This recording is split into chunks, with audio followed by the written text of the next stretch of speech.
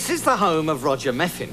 Now, Roger doesn't know it yet, but he's about to become the solution to Kent's drought problems when we start pumping out a well in his garden. Hey! Very much indeed. That was not supposed to happen.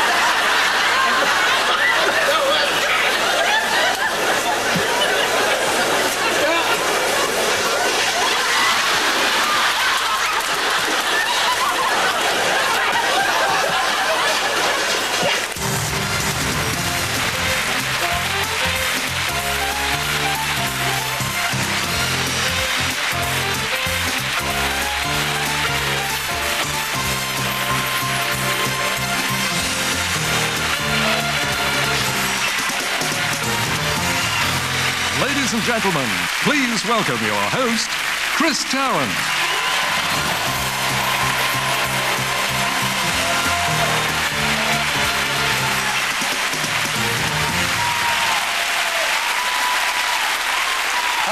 Welcome to an audience, sadly, without Jeremy Beadle, but rest assured it will not be a sad occasion because we're here tonight, we're all here to celebrate the life of a quite extraordinary man, a man who brought a great deal of laughter into all of our lives.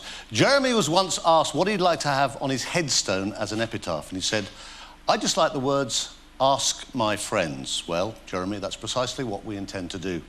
Now, Jeremy and I first met in 1984 when we were both at TV-AM. He was doing a thing called Today's the Day.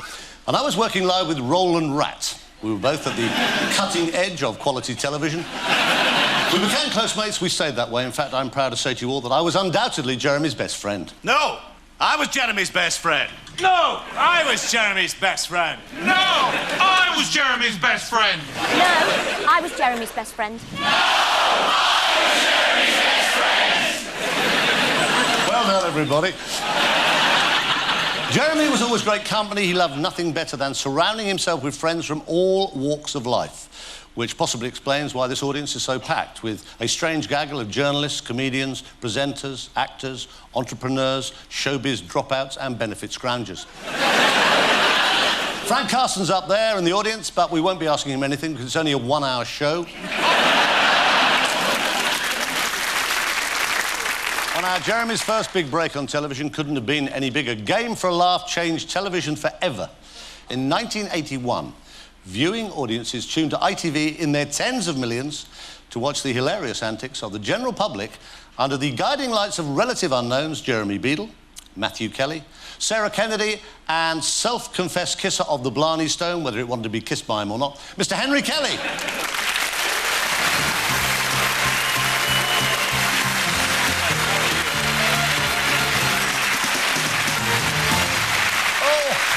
What was it like for you working with Jeremy? Every show on television or radio, they have a heartbeat. Whatever about myself and Sarah and Matthew, Jeremy was the heartbeat of that show. There's no question about that. And, of course, at times a bloody nuisance, needless to say. Let's remind ourselves, then, of some of Jeremy's classic Game for a Laugh moments and hear what Matthew and Sarah had to say about the man himself. It's Game for a Laugh with Henry Kelly, Jeremy Beadle, Sarah Kennedy, and Matthew Kelly. We came to the studio and Jeremy was in the office and... he'd been a researcher. Yes, he had. Behind the scenes, so he'd been there for much longer than us, because, of course, we were all unknown, and that was the great, I think, the major thing about Game for a Laugh, that we were all unknown. Go on. And when we walked in, we thought he was running it. Yeah. I still think he was, actually. No peeking. No peeking. Where are we going? Just go forward.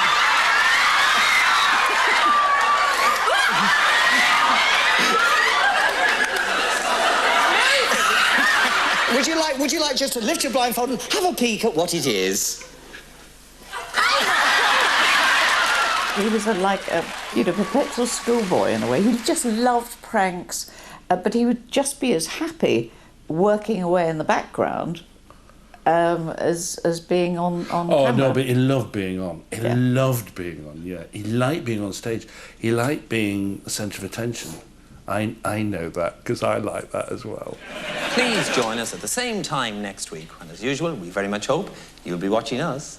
Watching you. Watching us? Watching you. Good night.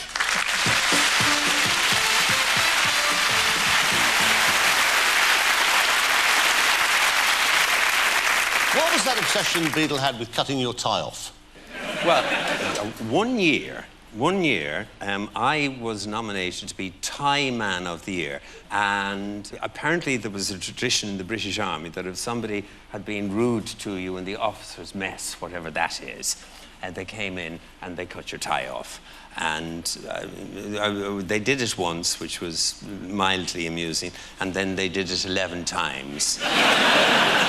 Game for Laugh dominated Saturday nights in the mid-to-late 80s, but of course since then a whole new generation have grown up who never expected anything like it. They never saw it, and they didn't quite know what to expect, any more than Henry expected that. Ladies and gentlemen, Mr. Henry Kelly!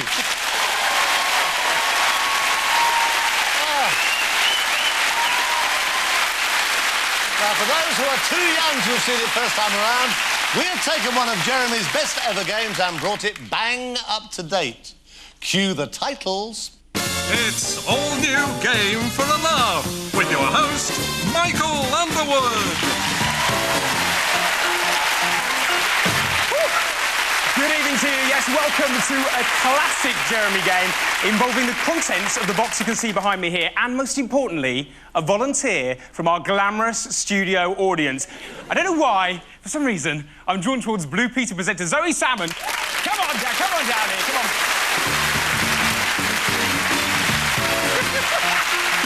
You're looking concerned, Zoe. There's, like, things behind you and I don't know what's going on, so I am concerned. Right, well, I'm looking at you. I'm thinking, here is a girl who's good with her hands. Is that fair to say? Yeah.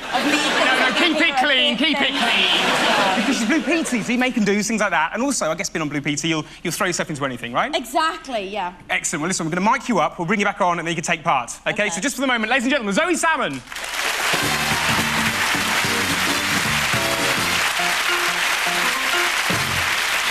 So, here's how it goes. All Zoe has to do is identify the contents of these boxes by touch alone. So the question is, would you like to see what she's going to be handling? Yeah! Good. I'm glad you said that, otherwise this would be over very quickly. We'll go here to door number 1.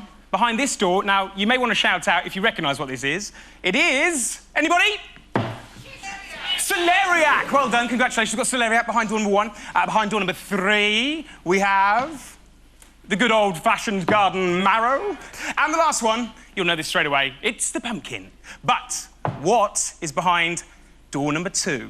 Well, let's take a look at what was hiding behind this door when Jeremy played the game. You're probably wondering, what's in there? Would you like to see? Yes. Now, they're going to put their hand in and feel this.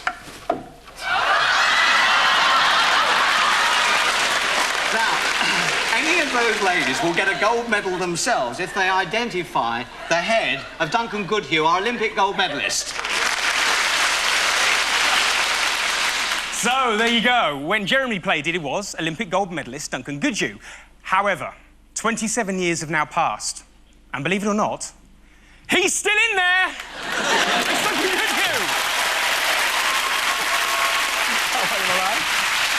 Now, have you got fond memories of your time in the box being handled by a lady? Well, it was hilarious, because I think about 22 million people watched it, and everywhere I went after that, people knew about it, and for years after, every comedian has asked me to do a sketch with them, pretty much. Well, I've got to say, it's great that you're back in this tonight. OK, I think we're ready to play the game, so let's bring her back on. Ladies and gentlemen, Zoe Salmon.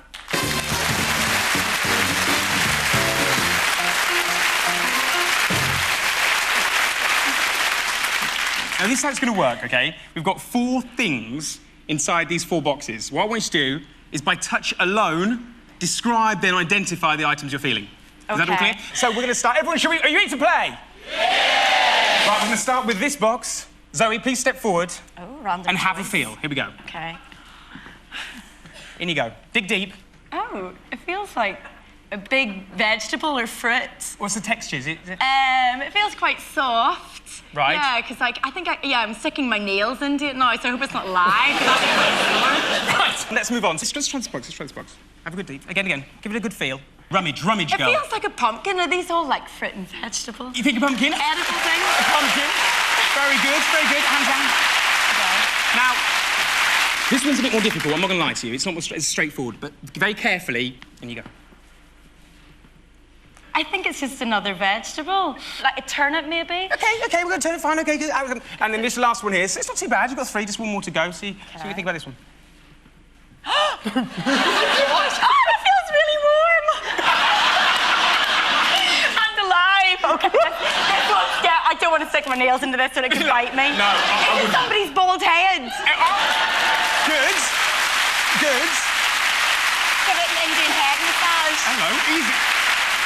I'll tell you what, I'm going to put you out of your misery. Bring your hand out, I'm going to show you down. Here, Zoe Salmon, you were fondling the head of Olympic gold medalist Mr. Duncan Goodhue. Oh, Duncan. And we have met before on a swim-a-thon. Yeah. Duncan, thank you very much for coming back. Duncan Goodhue, everybody. And, of course, to Zoe Salmon, who I think you'd agree really has been game for a laugh. Now, for the past few weeks, thousands of you have been voting for your favourite moment from Beadle's About on the ITV website.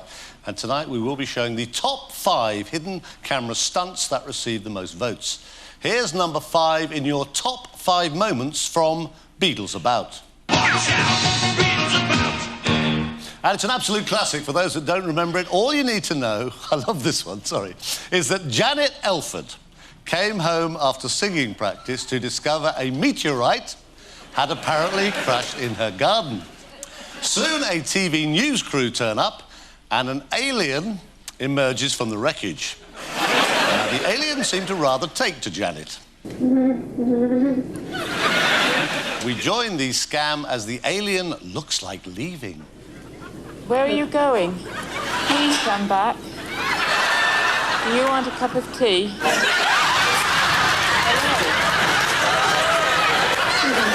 Hello. Are you hungry? Can you nod? Yes?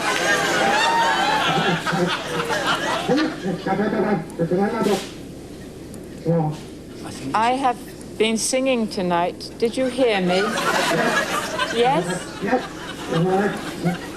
Did you like my singing? You sing with me? The King of Love, my shepherd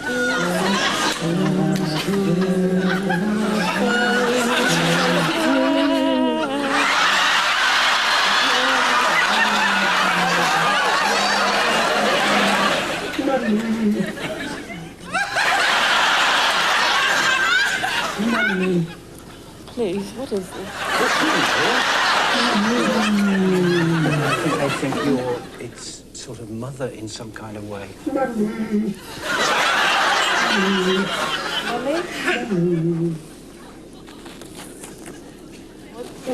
Mommy? Please.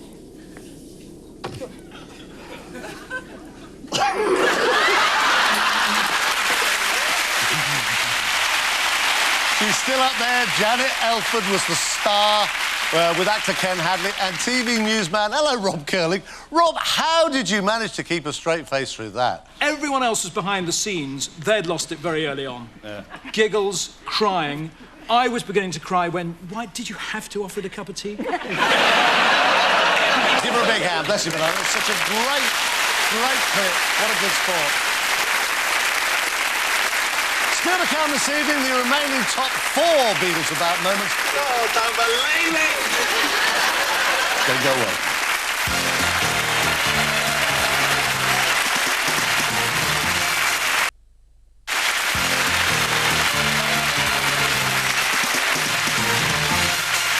Welcome back to an audience without Jeremy Beadle. Coming up, we've got the unlikely and unshaven duo of Jeremy and Sir Alan Sugar on Who Wants to Be a Millionaire. But first is a little-known broadcaster auditioning tonight for ITV with a look back at Jeremy's extraordinary life and times, Sir, apparently, Terence Wogan. In a business where There's very little time for sentiment. Jeremy Beadle always gave time, and he gave particular time to my children once when they came to see, oh, probably you must be joking. And Jeremy was working as a researcher on that. And he was so kind and so nice, and he took so much time with my children, that ever since then, they were great fans of his. They would never hear a word against Jeremy Beadle, and indeed, neither will I. So, let's have a brief history of good old Beadlebum. Jeremy was born in East London, 1900, and frozen to death, and raised by his mum, Margie, in Kent. His school days were not a glittering success. He was expelled at 16, and the result of very little, if any, work, according to his headmaster, and struggled to find his niche in the world. He worked as a messenger boy, a hospital porter, a forklift truck driver, a lavatory attendant, an advertising salesman. He even managed to pass himself off as a photographer for a while.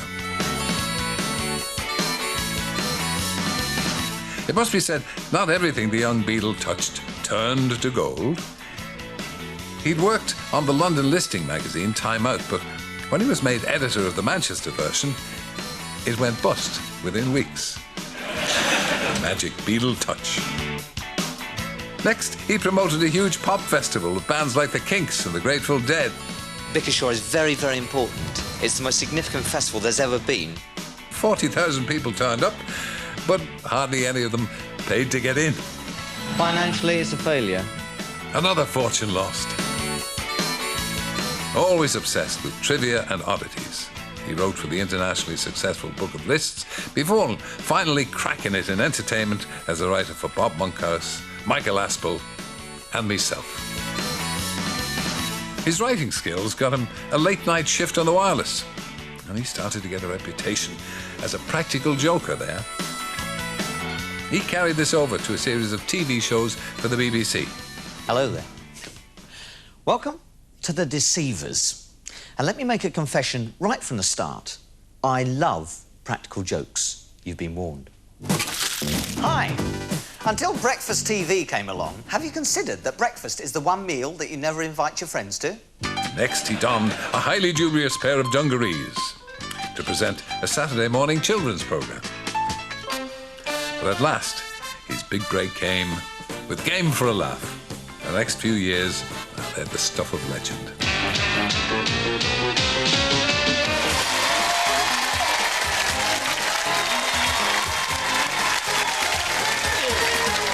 And quite rightly, the honours came his way. This Is Your Life in 1993, an appointment with Her Majesty the Queen in 2001, an MBE for his incredible charity work. He managed to find time to amass a library of over 40,000 books. Never lost his love of trickery, illusion, and practical jokes. Beadlebum. How we miss him. The Prince of Pranksters.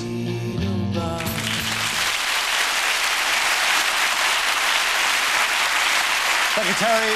Now, sitting pretty up there somewhere in the audience is Janet Ellis, but next to her, sitting ever so slightly less pretty, is wild and crazy actor Ken Campbell. Where are you, Ken? Yeah. Hello, mate. Ken, he owed you money for years. Yeah, that's right. He booked me to appear at the Bickershaw Pop Festival. It was to put ferrets down Sylvester McCoy's trousers. He gave me a cheque, but the cheque bounced. But 30 years later, I was in the bar of the Barnet Arts Centre, and Jeremy was quizzing me about the experiments I'd carried out regarding the ventriloquial abilities of polecats. And suddenly, he stopped, and he thrust money on me, and he said, "Here's the money you owed from Bickershaw."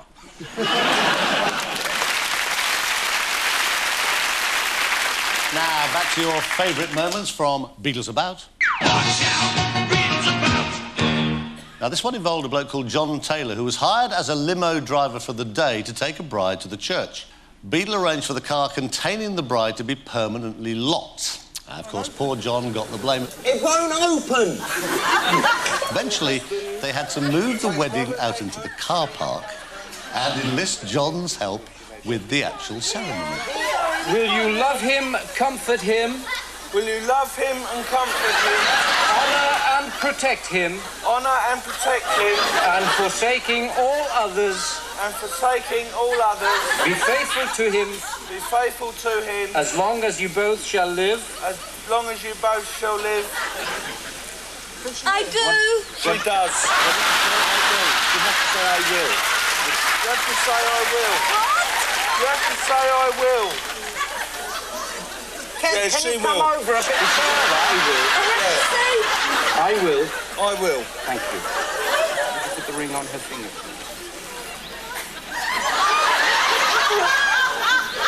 You relay this to her. I give you this ring. I give you this ring. As a sign of our marriage. So I don't want marrying her. Sorry? That's me. I'm sorry, yes. By the joining of hands and by the giving and receiving of a ring, I therefore proclaim that you are husband and wife. You may kiss the bride.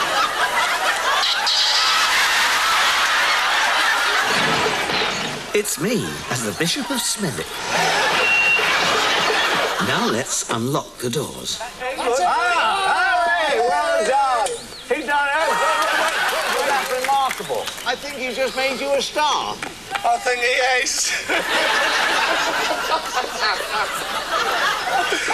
Oh, don't believe it.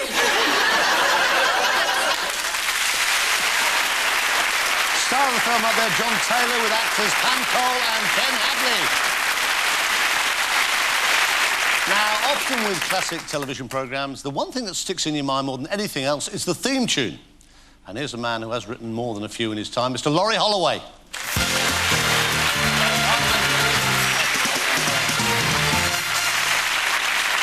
You have, actually. You were the sound of light entertainment on ITV for years, weren't you? Blind Date? Blind Date?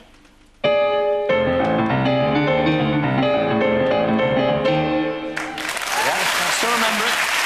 The magic's still there, isn't it? Then you moved across to working with Jeremy and co, and you did the Game for Laugh thing. I did. Oh,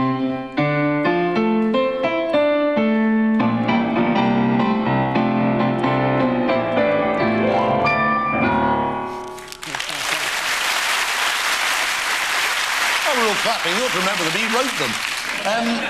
Then, of course, Beadle's About. Yes. You remember that? I do. It was written in about 15 minutes, actually. Alan Boyd and Jeremy, we had a meeting, and they said they were going to do a new series called Watch Out, Beadle's About. And they needed the signature tune. So I said, well, go for a cup of tea, come back in about 15 minutes, and this is what happened.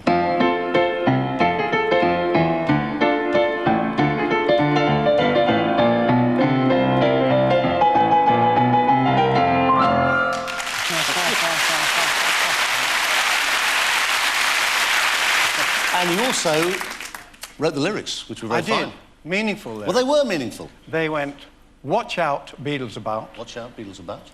Watch out, Beadle's About. Watch out, Beadle's About. You'd better watch out. You'd better. You see, that's the little, isn't it? Cause Beadle's About. Marvellous. Do we...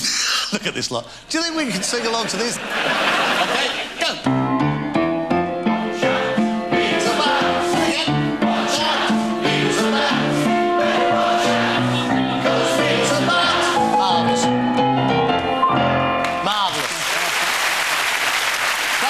Mr. Laurie Holloway, bless you, mate. Good fun, great memories. Now, number 3 in our countdown to the very finest moments from Beadle's About. Watch out, Beadle's About. In this one market, Trader Dave Hughes went for lunch in London's Dockland, leaving his white van full of his entire business stock of greetings cards parked near the water. He came back to discover that a very clumsy crane driver was about to cause chaos.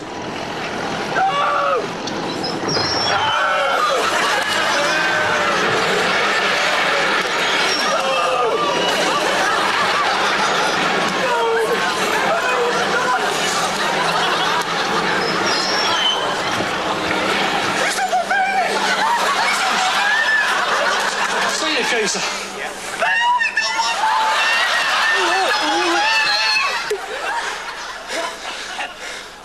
Was you driving it? Hey? Yeah.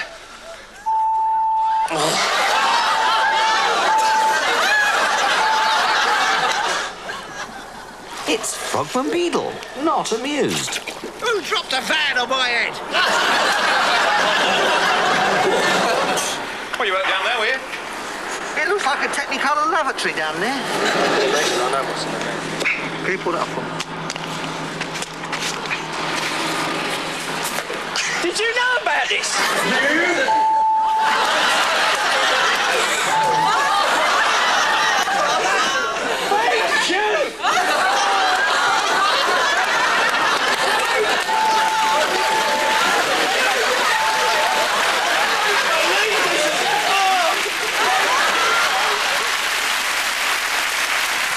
Now, will you please welcome Sir Alan Sugar.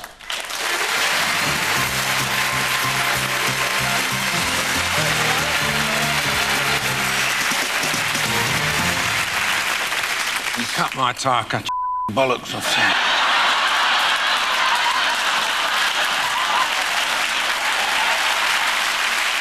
Well, now, when you came on Who Wants to Be a Millionaire... Yes. Don't say it like that. Who chose who? Did you choose him? Or No, I did. Great Ormond Street Hospital, I think, were approached by the producers of Who Wants to Be a Millionaire to see whether I would come on as a celebrity on that programme.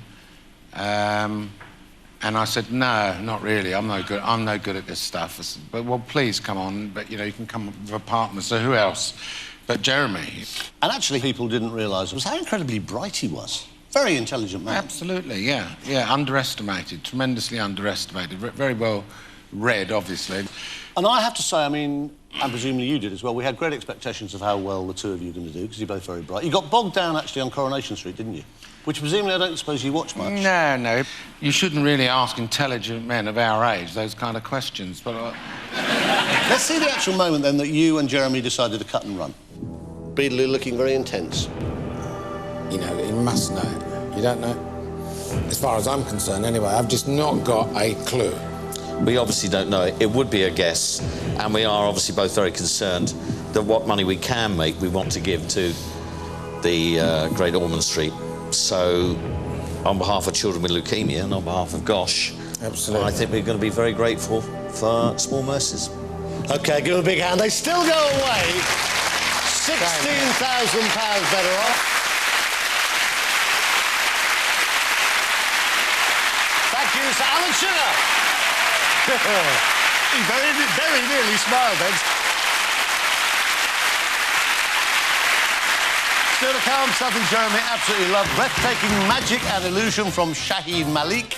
Much less impressive, Beadle's box of dreadful disguises. Don't go away.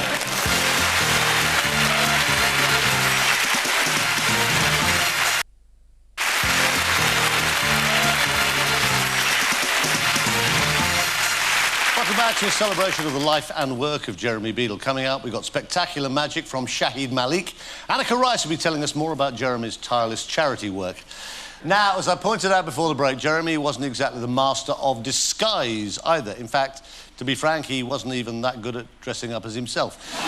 But give him a box of disguises and he would, well, he'd look exactly like Jeremy Beadle, to be perfectly honest. It's disguise time!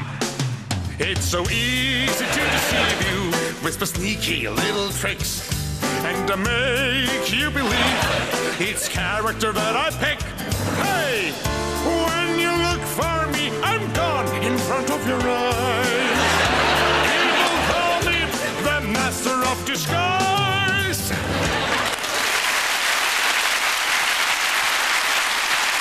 Well, the press often called Jeremy cruel, which could not be further from the truth. He was an incredibly kind and very warm, generous man. That kind of press did hurt him terribly. But he was never the sort to fight back, nor did he take the easy option of wearing his charity work on his sleeve. He didn't do it for the headlines, and yet he selflessly raised millions. To tell us about just some of his tremendous charity work, will you welcome Annika Rice?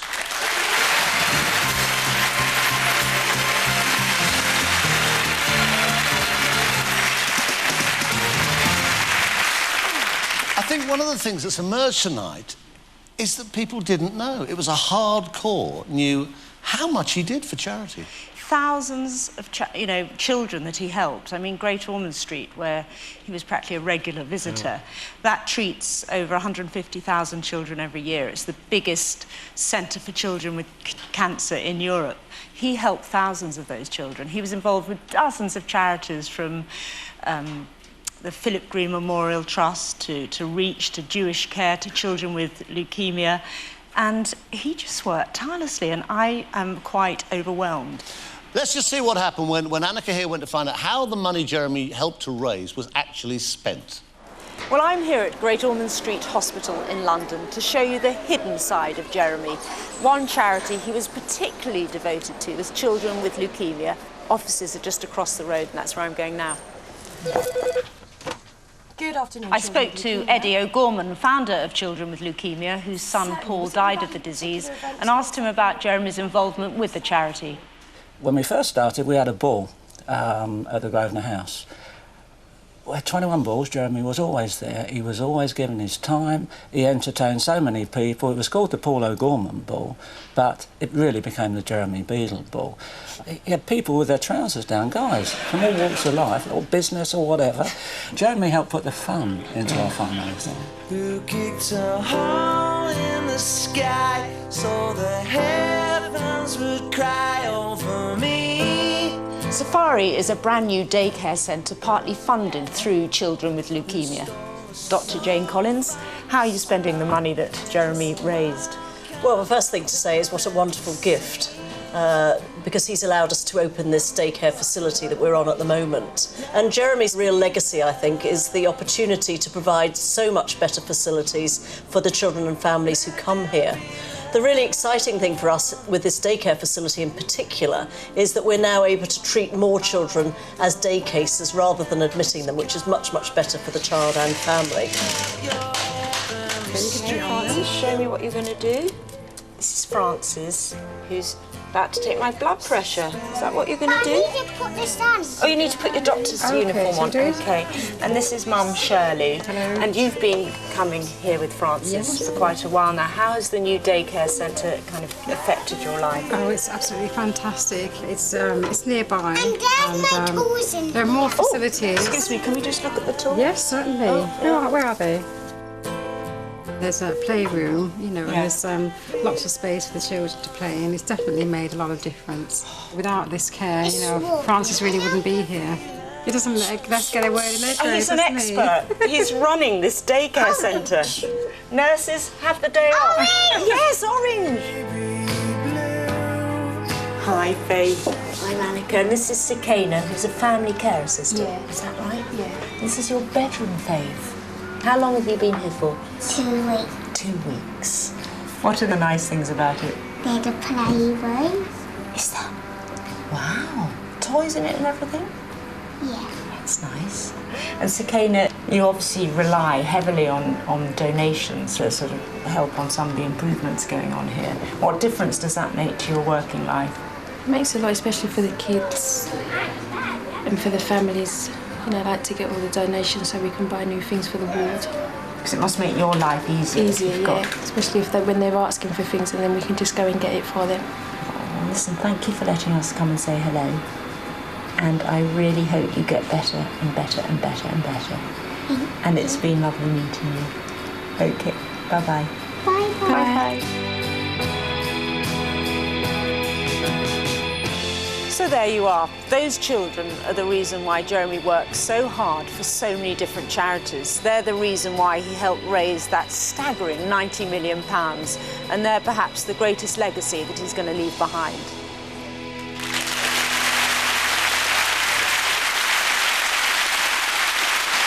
Now, if you would like to make a donation, however large or small, to any one of Jeremy's favourite charities, you can do so very easily by going to the website itv.com/Beadle. Bless her, Annika Rice. Now we are inching ever closer to the clip you voted the very best moment of all time from Beadle's About.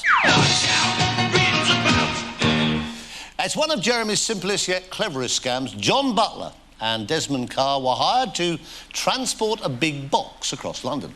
They carried it up 3 flights of stairs into an office where it only just fitted through the door, and while the boss tried to work out where the box was supposed to end up, this happened. Now our lads go to work on the door, fitting a smaller frame. Parcel has arrived. Okay, sorry. Okay. Great. So, second floor, Steve Thomas. He should be there waiting for you to sign for it. Thanks very much. Okay. Thank you. Remember, there's no way that that package will fit through the door.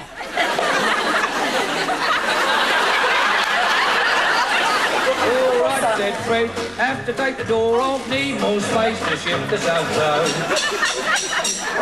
Had bad twinges, taking off the inches, and it got us nowhere. Now they start thinking, why not take the wrapper off? Took the wall down, even with it all down, we was getting nowhere. And so we had a cup of tea, and Charlie had a think, and he said, look, Fred, I've got a sort of feeling. We moved the ceiling with a rope or two, we could drop the bladder through. All right, It's caretaker Beadle with some tips on how to shift the package. Well, you brought it in, didn't you? So you got it in even when it was in the box. Put it on the corner. On the corner. Yeah, oh yes, put it on the corner and spin it through. Right down. Yeah? Yeah? It's empty anyway. It's empty. What's empty? What have they done to us? We'll have to go back.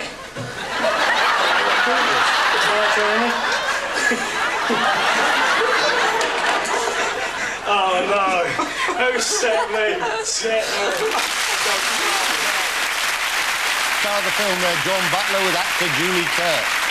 Now, ever since childhood, Jeremy had harboured a fascination for magic, and he loved watching great magicians at work. So it was really a labour of love for him in 1989 to host Beadle's Box of Tricks. It was a showcase for some of the greatest magic around at the time. Up there in the audience is one of a brand new generation of TV magicians, Stephen Mulhern. He had a great interest in magic himself.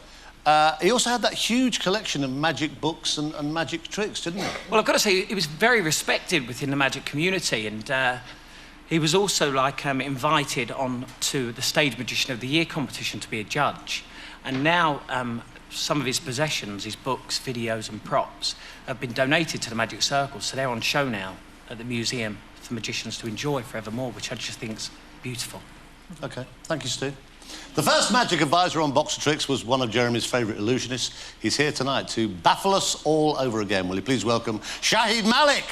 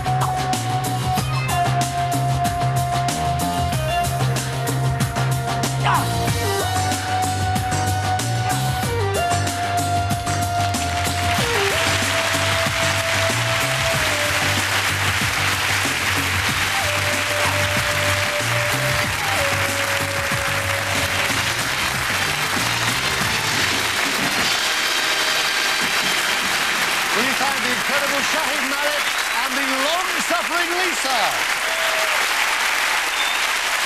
We'll see you in a couple of minutes. Don't go away.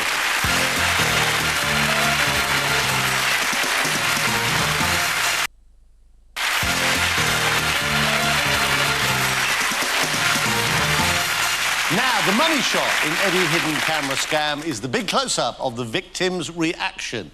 And I have to say that reactions don't come much bigger or better than this little gem that we uncovered in the Beadles About archives.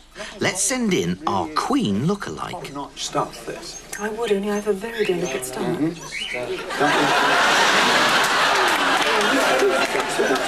Two. Right. What, four of what? Four of the chicken and the chili.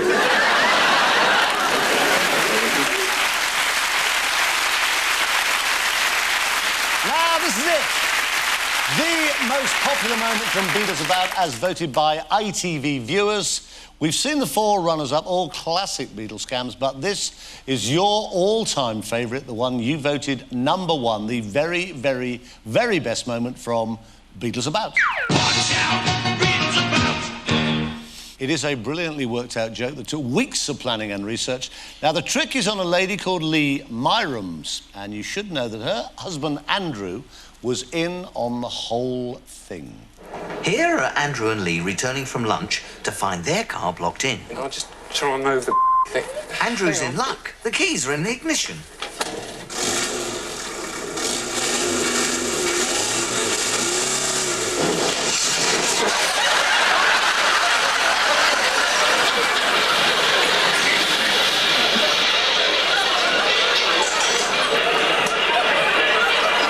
Get it out. Here comes our van driver to find his loads in little bits. What on earth's happened here? Sorry? Who jammed you? What do you mean? Well, it was We right were up... trying to get out. What, you mean to say you did this? I'm really sorry, and we'll pay for the... I'm ever so sorry. Oh, here he is. Here he is. Here I am as a Greek restaurant owner who needs to pay for a wedding reception. And watch out for my Oscar-winning performance. My wedding. What happened? My wedding. What happened? Right, so you blame these two. You blame these two. Well, it was just an accident. An accident? How you break these? How you break these? What? Oh, you've really upset him now, haven't you? I will stay here and keep you as a hostage. That is the reason we were trying to move things so we could get to We've got to be there. Well, this is not down to me, you know. I'm not shifting this. I'm not saying it's down to you. Oh, yeah, but I've got a sweep past here, you know. I want it cleared up so I can sweep up. I've just said I will clear it. My husband could go to his appointment. You've got... Finally, our councilman's here to pick up the pieces. But why did you let him do it? Why did you? How can I physically stop my husband doing anything? He's bigger than I am. Well, Can I finish? Yeah. My job depends on that. You're no busy getting me paid. Excuse me, I'm trying to save your job as well, right? Yeah. I'm sure your employers wouldn't be that pleased about leaving the keys in the van anyway. Yeah. Please keep me here, tie me to the railings if necessary.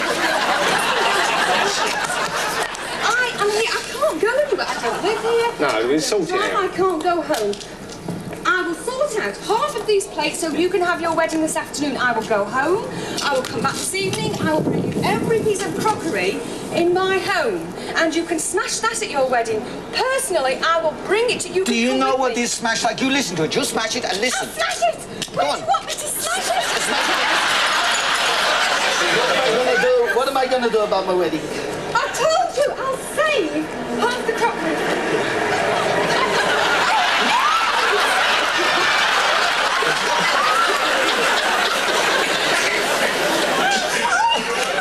This is where I die. This is where I die. I die today.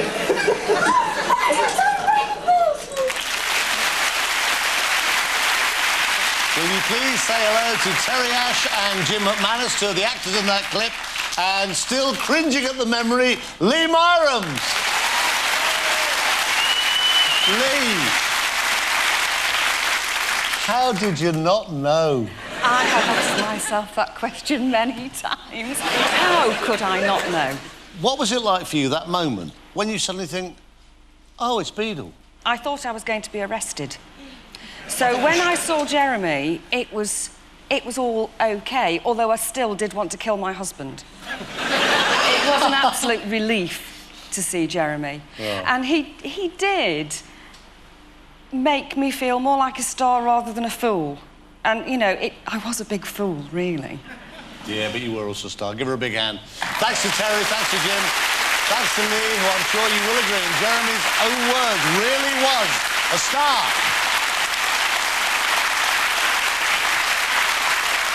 Well, a splendid night. That's just about it from this fitting tribute to Jeremy Beadle. Thanks to everybody who took part and came along tonight to add their memories of our much-missed friend and colleague. Before we go, here's Beadle getting a fit of the giggles, something he did rather often.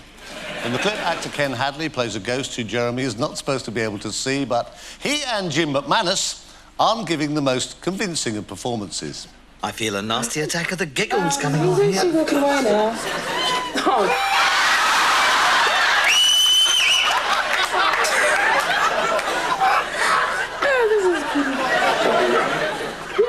Where's your pen?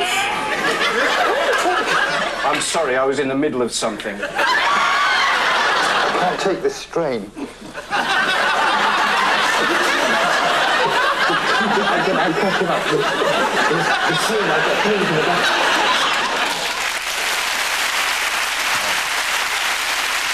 And let's leave the last word with the great man himself, Jeremy. I just want to say, wherever you are, let's hope you've been watching us, watching you. Good night. Now, just shut behind me and don't try and run away.